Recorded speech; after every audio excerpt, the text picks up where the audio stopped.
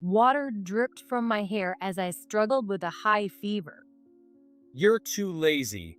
I'm having my friends over for drinking party, so make sure the house is clean.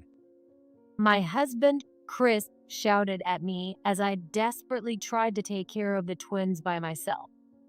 Chris neither helped with the kids nor assisted me in any way. If he valued his friends more than his family, I no longer need him. I'll clean it up. Quietly, I seethed with anger at Chris, who couldn't understand my words. My name is Emily, and I'm a 29-year-old stay-at-home mom. I've been married to my husband, Chris, for 4 years. I used to work, but I quit when I got pregnant. I was doing well as a full-time employee, and they encouraged me to take maternity and childcare leave, but I refused. Why? Because, surprisingly, I was pregnant with twins. With my first childbirth being twins, I didn't feel I could return to work within a year or two. Sure, I might be able to manage if I put them in daycare, but there would be times when I'd get called because of sudden fevers or something. With two kids, it was clear that it would interfere with my job. My company was understanding, but during busy seasons, it was really hectic. I didn't have the mental strength to leave on time without doing any overtime. Besides, we had enough savings, owned our home, and had no mortgage, so Chris's income could cover our monthly expenses. So, I decided to quit my job. Being pregnant with twins was tough. I don't have a singleton pregnancy to compare it to, but my morning sickness was terrible. My friends who had been pregnant told me it would get better once I reached the second trimester, but before that, it was so bad I needed IV treatments. I held on to the hope that things would improve in the second trimester, but when the doctor told me there really isn't a stable period with twins, I felt hopeless. As the babies grew, it became harder to move around. That's when a husband's support should be invaluable, but Chris was completely oblivious. He kept going to frequent drinking parties and hanging out with friends, just like before I was pregnant. I knew he was a social person, but I couldn't believe he continued to have fun while I was suffering. When I occasionally expressed my frustration, he got defensive. Can you help out around the house sometimes? If you're a stay-at-home mom, you should handle it. People often say that men change once the baby is born, but I couldn't believe it, and my doubts turned into reality. There's a work party tonight, so I'll be late. I think that's what Chris said, but I didn't really listen anymore. Raising our twins after they were born was intense. One would cry for milk, and just when I thought it was over, the other would cry for milk.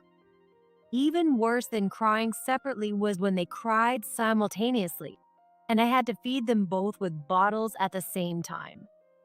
At night, one would start crying, and just when I got them back to sleep, the other would start crying, and sometimes they both cried at the same time. Keep it down. I have to get up early tomorrow. Make them quiet. In this situation where I couldn't get any sleep, those were the inconsiderate words Chris uttered.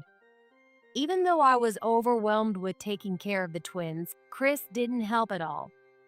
But I didn't even have the energy to snap at him. Whenever I tried to say something to Chris, one of the twins would start crying, and I'd be too busy taking care of them. Then, to top it all off, Chris said, Emily, ever since the kids were born, you've been cold to me. "You've always been cold to me." I was disappointed to discover this side of Chris that I hadn't noticed before getting pregnant. He was never the type to be fond of kids, but I didn't expect him to be this indifferent to his own children. Now that I think about it, I haven't seen Chris hold the kids much since they were born, feeding them, changing their diapers. I suddenly realized Chris had hardly any interaction with the kids. Maybe it's my fault because I end up doing everything myself. Perhaps if I forced him to help, he would develop a sense of responsibility as a father. Both Chris's and my families live far away. Additionally, my parents are taking care of my grandmother, and his parents are taking care of his grandfather. So we can't rely on either set of parents. That meant Chris had to step up, or I wouldn't be able to handle it. We wanted these kids, and I didn't want to be overwhelmed by them. So, despite the hassle, I decided to train Chris. Hey, the kids are crying. Can you hold them? I'm busy right now. What's so busy about messing with your phone? It's tough feeding both at the same time. Can you give one a bottle? I'm busy right now. What's so busy about lying on the couch watching a comedy show? Can you bring me a clean diaper? I'm busy right now. What's so busy about having snacks with a glass of wine? Enough is enough. What is wrong with you? Are you even a father? I finally snapped, but Chris didn't back down. I'm tired from work. I'm supporting us financially, so you have no right to complain. My friends told me their wives handle everything at home so they can focus on work and relax when they get home. You're the worst for not letting me rest. You're the worst. Don't you care about them? I do care. That's why I work hard. You should be more like my friends' wives. Even if he told me to be like those unknown wives, raising twins is a different world. There's no way I could emulate them. But Chris constantly compared me to his friends' wives, saying things like, at their house, or that wife over there. Everyone says they feel sorry for me. The ones you should feel sorry for are these kids. Thinking about our children being ignored by their father brought tears to my eyes. Chris was silent for a moment after I yelled at him. This is pointless. I'm going out for a drink to relieve some stress. With that, Chris left. That's exactly what I was telling you not to do. Leave everything at home and go out drinking. In the end, Chris didn't come home until after midnight. Ventilating my frustrations made me feel so much better. Chris returned from drinking with his friends, looking relieved, and soon after, he was fast asleep. I didn't feel any relief at all, and once again, I couldn't sleep because of the twins crying. I met a few of Chris's friends soon after we got married, and they all seemed to prioritize their friendships over their families, like the stereotypical dominant husbands. They say birds of a feather flock together, and I bet the wives of Chris's friends are as infuriated as I am. All my friends' wives are supportive of their husbands. Chris always said that, but it's likely that, just like Chris, his friends are oblivious to their wives' feelings. I began to question Chris, who prioritized friends and drinking over helping his wife and raising the kids. Hey, do we even need Chris around? However, I had no income. I wanted to raise the kids at home until they were at least preschool age. But if things continued like this, I might have to seriously consider putting them in daycare.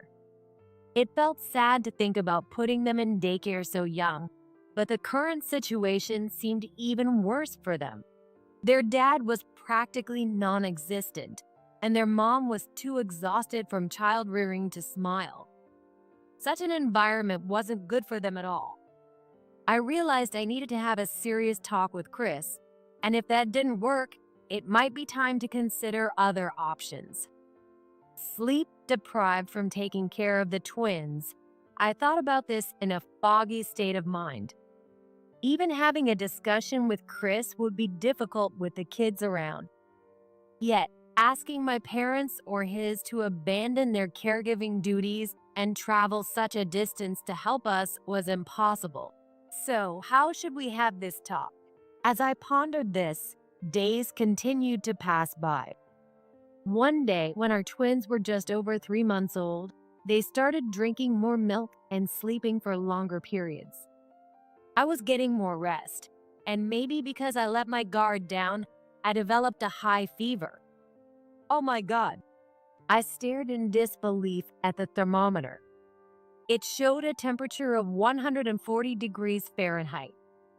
I had no cough or runny nose, just a fever and a foggy head.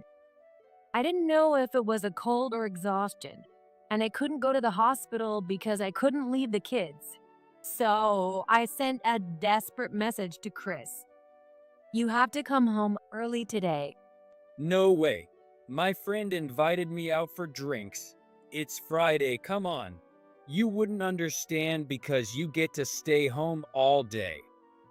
Chris's response was unbelievable. I felt like I was about to explode with anger, but I decided to stay calm and save my anger for when my fever went down and my head was clear. Right now, things were critical. Please, come home. I kept sending messages to Chris persistently. Thanks to that, he came home on time. But the first thing he did was yell at me. What the hell is wrong with you? His words pounded in my foggy head. Chris showed no concern for me, even though I was clearly pale and unsteady. He glared at me with a face that screamed he was angry. Please, I need to go to the hospital. Can you watch the kids? As for me, I didn't even have the energy to be angry because of the fever, saying that was the best I could manage. What? The hospital is already closed. There is one open until 8 p.m. If I hurry, I can make it. A quick glance at the clock showed it was 7:30 p.m. It's only a 5-minute walk. I can make it in time. I pleaded desperately with Chris. The pediatrician is open this late? No, it's not for the kids. It's for me. I have a fever of 140 degrees Fahrenheit, and it won't go down. What? So you want me to take care of both kids? Of course. Apparently, Chris thought I was taking one kid to the hospital, so he only needed to watch the other. But once he realized it was both, he yelled. You've got to be kidding. You want me to take care of 2 kids after coming home tired from work? Tired from work? You were planning to go out drinking. It don't need energy to go drinking. Why should I have to do this? Chris's shouting made my head throb even more intensely. Please, just watch them for a bit. I won't be long. Absolutely not. Even as I held my forehead and begged, Chris kept refusing. You're just too lazy to begin with. He pointed behind me. There were the clothes I had brought in from the line, still unfolded on the floor. What's that? If you bring in the laundry, fold it and put it away. How lazy can you be? I'm overwhelmed with our twins, and I just don't have time. That's just an excuse. You can't do what everyone else manages because you're just taking advantage of how easy you have it. That's not fair. I do what I can when I can. Then do it now. But now I have a fever. Our conversation was going nowhere. Time was slipping by, and the clinic would be closing soon. Just let me go to the hospital first. I'll listen to your complaints later. I pressed my throbbing head and tried to get ready to leave, but suddenly Chris grabbed my arm. Not happening. What? I canceled my plan because of you. So as an apology, I'm having my friends over for drinks another day. What? This messy place is embarrassing. Make sure you clean it up. What are you saying? Are you out of your mind? Frustrated and incredulous at his unreasonable demands, I glared at him. Immediately, I heard a splash and water started dripping from my bangs. What? What just happened? In front of me, Chris was smirking. In his hand, he held a water bottle that he had somehow gotten without me noticing. If you have a fever, pouring water on you should cool you down. How do you feel? Is your fever gone? What are you? I don't have time to deal with your selfishness. Got it? Like I said, I'm having friends over, so clean up the house. Don't slack off just because you say you have a fever. Don't invite people over without asking me. It's my house. I can do whatever I want. What did you say? What? He said my house. This is a family home where I live with our children, but Chris thinks it's just his house. Maybe my fever went down because of the shock, not because of the water. However, it wasn't the water that cooled me down, but my anger. I was red with anger, not fever, while our twins started crying because of the commotion. Without even glancing at us, Chris left me soaking wet and headed straight to the bathroom. I'll clean this house just the way you want it. I said this, knowing he wouldn't hear me, as he disappeared into the bathroom. Afterward, whether due to dealing with our crying twins or my anger, my fever finally went down. It was probably a sudden fever caused by exhaustion. Chris remained the same, completely uninvolved in childcare. In fact, he became even more demanding. The morning Chris was leaving for a 2-week business trip, he said, I'm inviting some friends over the day after I get back. "How many are coming? 20. 20? The house is big enough to fit that many. After all, it's my house. For some reason, Chris seemed proud. He didn't notice the cold look in my eyes. Fine, I'll make sure it's clean. Make sure you do. Leaving an order rather than a request, Chris left for his trip. Well, let's get things cleaned up. Left behind, I glanced at our twins sleeping peacefully, smiled slyly, and made a call to a certain place on my phone. 2 weeks later, around the time Chris was supposed to return, I was checking the clock when the phone rang. As expected, it was Chris. "Hello, Chris?" Hey, what's going on? My house is gone. The first thing Chris did was shout. Emily? Hey. Annoyed, I moved the phone away from my ear as Chris kept yelling. "Calm down, I can hear you." Yelling just makes it harder to understand. How can I calm down? Why is my house gone? And why is there just an empty lot? Well, I hired a company to clear the land. I cleaned it up just like you wanted. Any issues with that? You hired a company? What the hell were you thinking? That's my house. No, it's my house. As soon as Chris claimed it was his house, I shouted back, and he hesitated on the other end of the line. Not giving him a chance to speak, I continued. That house originally belonged to my parents. They gave it to me, so it's in my name. It never was and never will be yours. That's... Yes, the house Chris and I lived in was originally my family home. My parents decided to move because my grandmother's nursing home was quite far away. We have enough money, so there's no need to sell the family home. What do you want to do? My dad asked me that before, so I immediately said I would take it. Of course, I paid the gift tax. Since the house is in your name, I'm not paying the property taxes. Chris said that when we got married. In other words, even Chris acknowledged that the house was mine. Maybe because of its size, Chris's friends were often envious when they visited. Maybe that's why, at some point, Chris's mind somehow converted it into thinking it was his house. It's a frightening level of self-deception. But that house is undeniably mine. Whether I sell it or clear it, it's my decision. You were barely ever home and didn't care about the house. That's why it was easy for me to get an estimate from the company beforehand.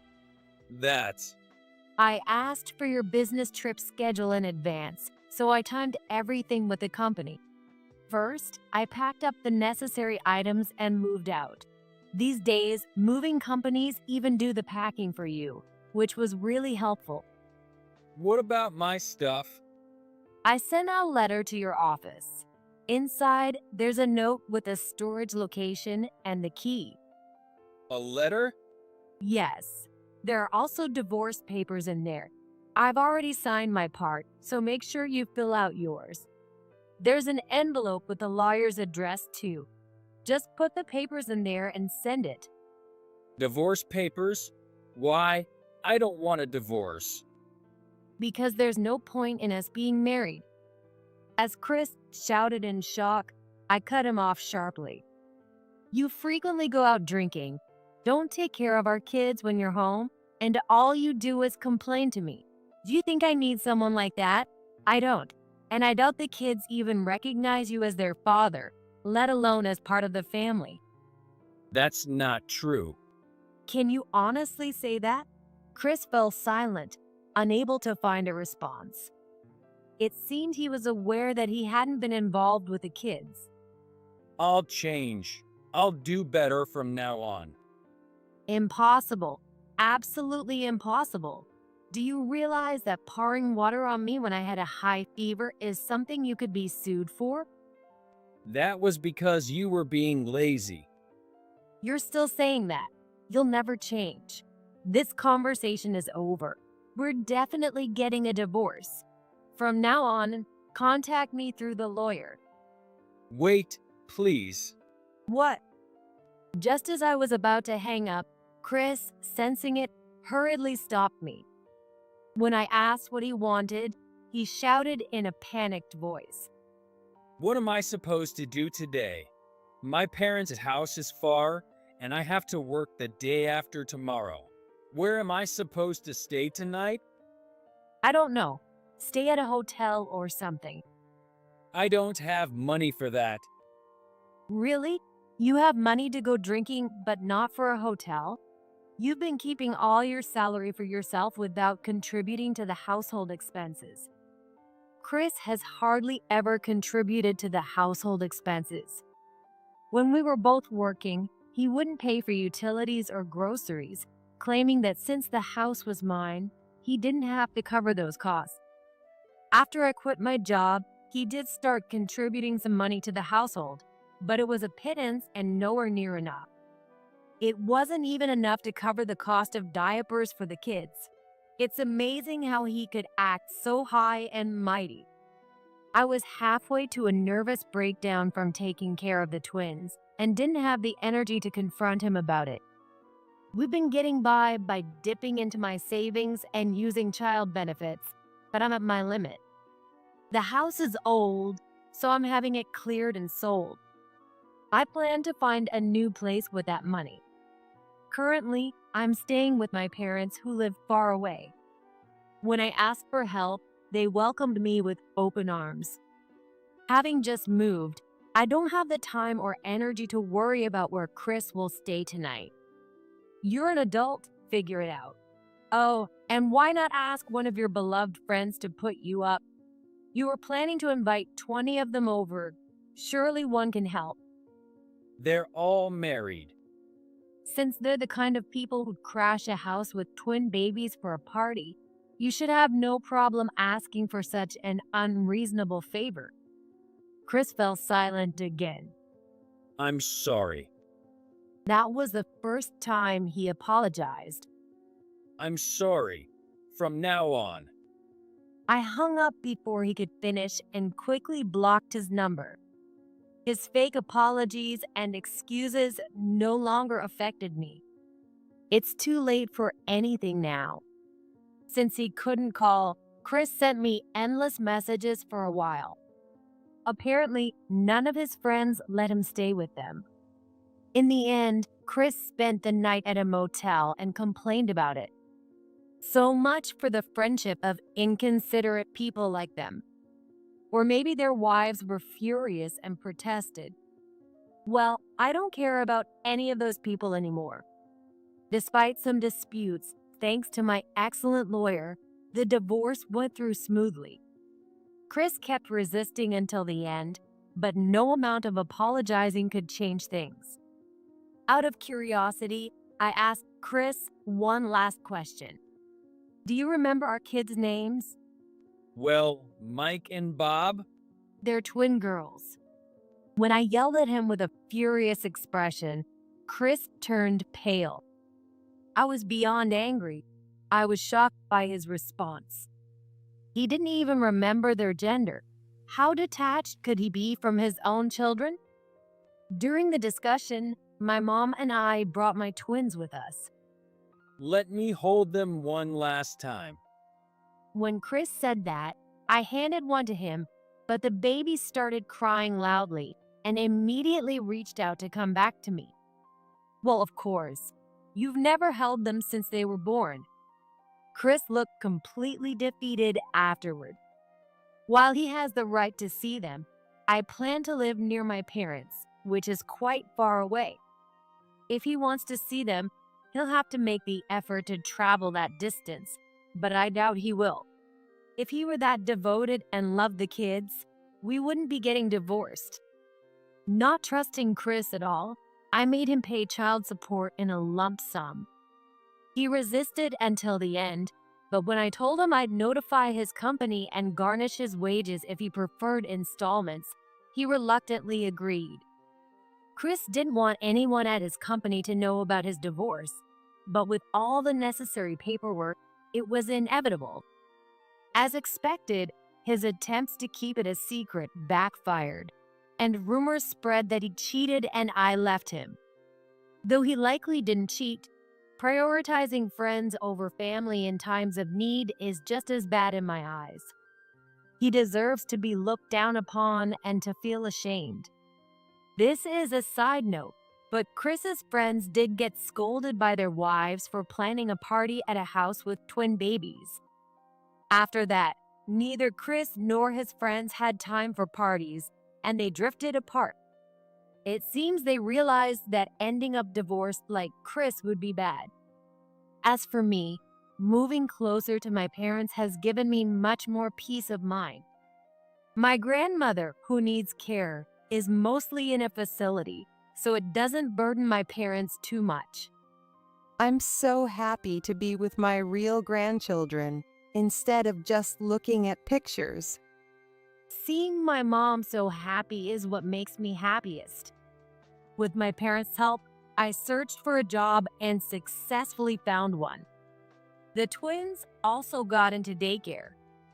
Juggling housework, childcare, and a job keeps me incredibly busy, but my days are fulfilling.